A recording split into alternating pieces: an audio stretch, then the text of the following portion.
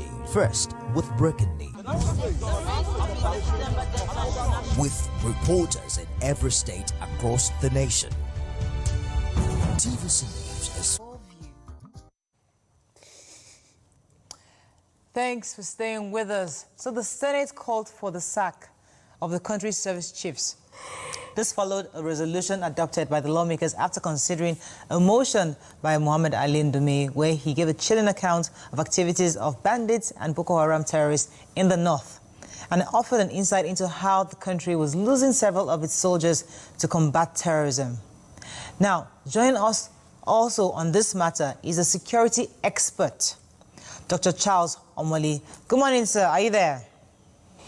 Good morning. Yes. Are you ladies? Can you hear me very well? Very, very clearly.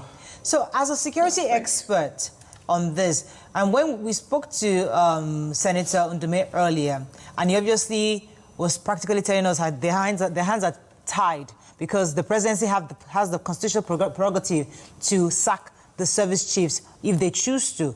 But in your view, do you think letting go of the service chiefs is the solution, is the panacea to solving the problem of the Northeast? Well, you know, in my secondary school days, there was a topic in mathematics called elimination by substitution. You see, when you face with security conundrum that we have in Nigeria, since 2015, it's natural that you introduce different things and see the effect of those things on the security realities of Nigerians. So the military said they needed more money, more billions has been given to them since 2015. That hasn't really solved the problem. Okay, they said they needed more manpower. They rejigged the military organization to provide more frontline officers. That hasn't really solved the problem. The president brought them together for interagency cohesion and cooperation. That hasn't really worked either. So it gets to a point where you have to ask yourself, changing the managers might be the solution. So the key point here is, I believe changing leaders have a way of injecting new momentum into this war we are waging. And if you look at it, if you take the General Buratai as an example, by next week, which is August, General Buratai will have become the longest serving army chief in the history of Nigeria. Because since 1966, the average tenure of the convention, the average tenure of army chiefs tends to be, about 15 months. But the convention is that your appointment is for 2 years. Other than Abacha, who sat 5 years from August 85 to August 1990.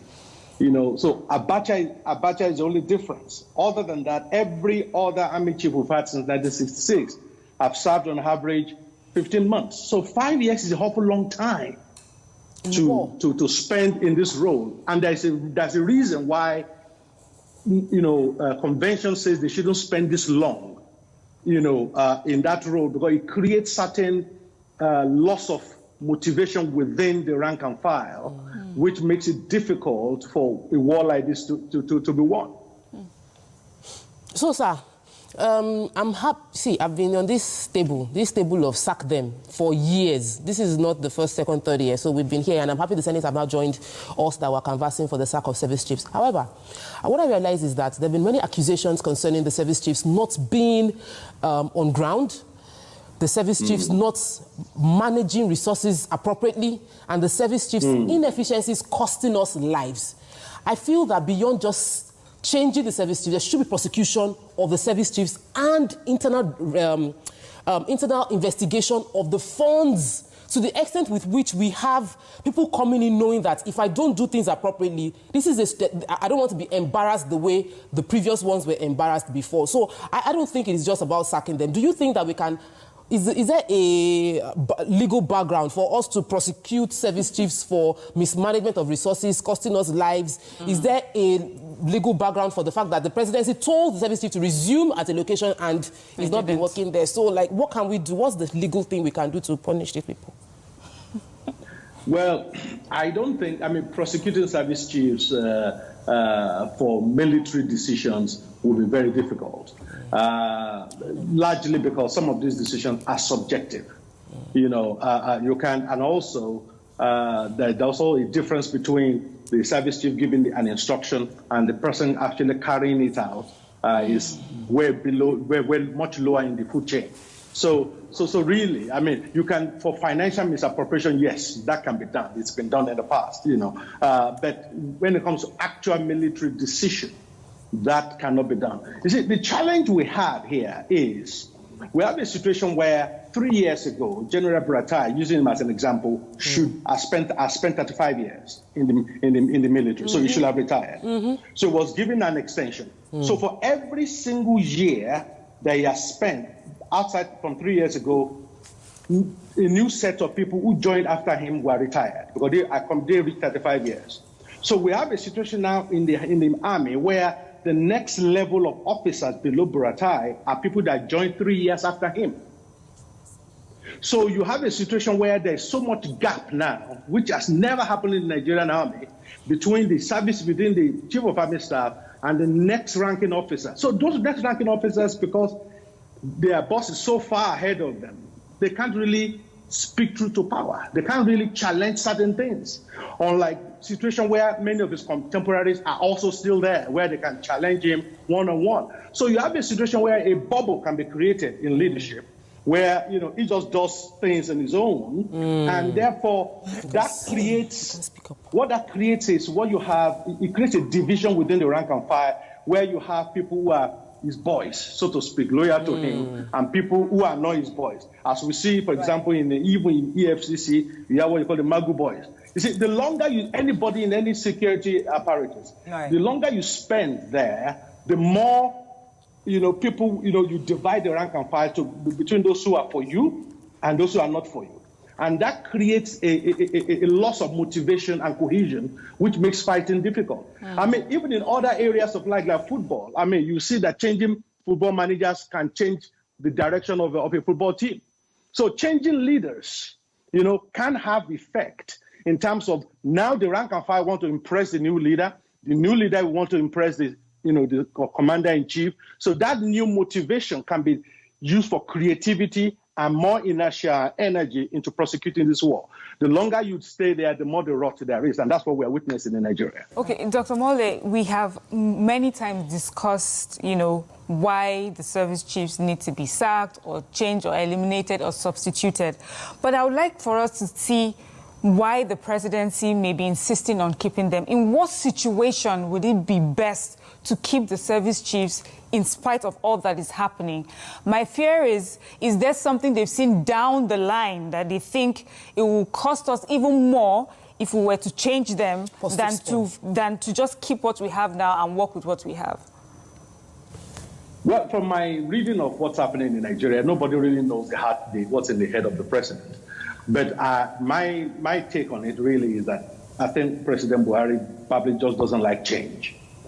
Maybe it's of that age where he just set in his way. He likes what is familiar. Once he's familiar with somebody or something, it's like he keeps it.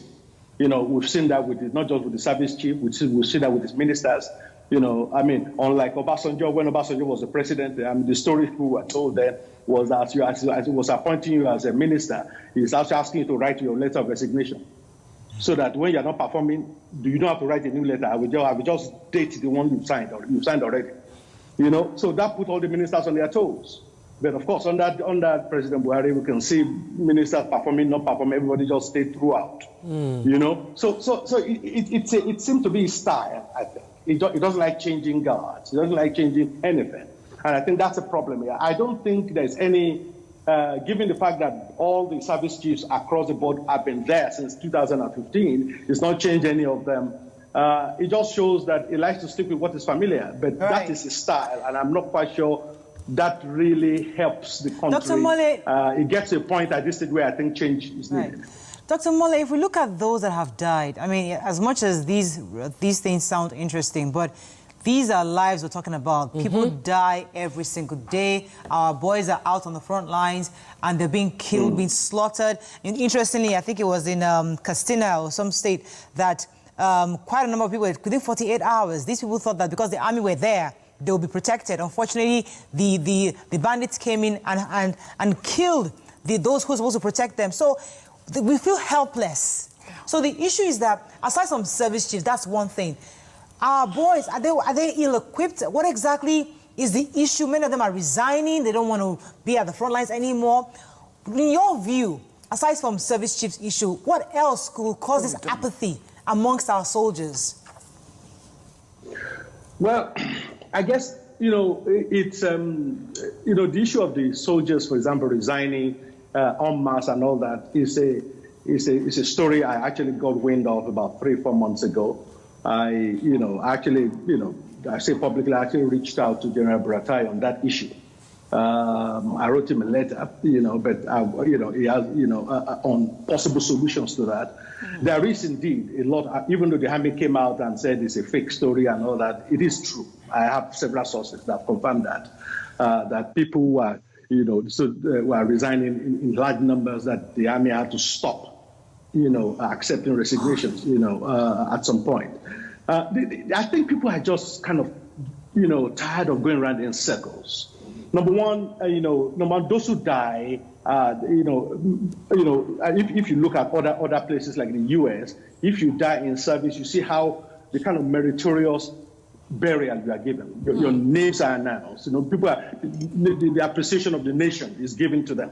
But in Nigeria, even some people will be, even sometimes the army deny people, the army that the soldiers have died. Yeah. Some of them are buried incognito. They are buried privately. So lots of these army families are beginning to see that our husbands and wives, as the case may be, are dying without proper appreciation by the nation. Right. So it became clear to some of these who reach out to me, say, look, I don't want to die, and then that Nigeria is not worth dying for. More or less is now the mantra. And that creates a demotivation within the team that they don't want to.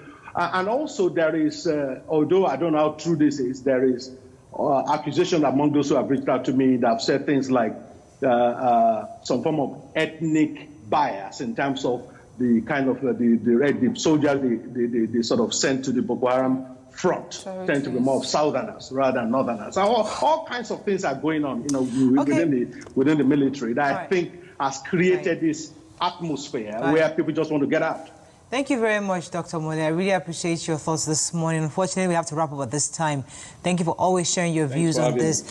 Security, obviously, is a serious matter, and we'll continue to monitor how this goes. Let's go on a break. We'll be right back.